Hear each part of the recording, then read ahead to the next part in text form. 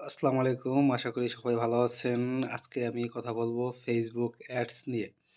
Facebook ads বলতে মূলত আমরা বুঝি আমাদের যে Facebook অ্যাকাউন্ট আছে, সেখানে আমরা বিভিন্ন সময় বিভিন্ন অ্যাড দেখতে পারি। যেমন কোনো পণ্য সম্পর্কে, কোনো সার্ভিস সম্পর্কে বা যেকোনো তথ্য আদান-প্রদানের ক্ষেত্রেও এই অ্যাডটা খুবই কার্যকারী। আমরা যেকোনো তথ্য বা সার্ভিস খুব সহজে মানুষের কাছে পাঠাইতে পারি। আমাদের অডিয়েন্স সেট করে বা আমাদের টার্গেটেড অডিয়েন্স যেমন কাকে দেখাতে যাচ্ছি ম্যান, ওমেন বা বয়স এই সব কিছু সিলেক্ট করে আমরা আমাদের ফেসবুক অ্যাডটা রান করতে পারি।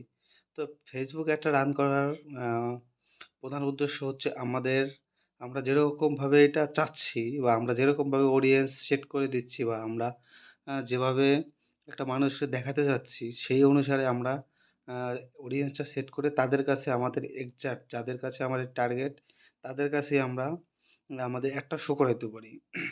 এবং আমাদের দেশে বা বিদেশে যেখানেই আছে হিউজ পরিমাণে মানুষ ফেসবুক চালায়। তো আমাদের যারা টার্গেটেড অডিয়েন্স আমরা খুব সহজে তাদের কাছে পৌঁছাতে পারি।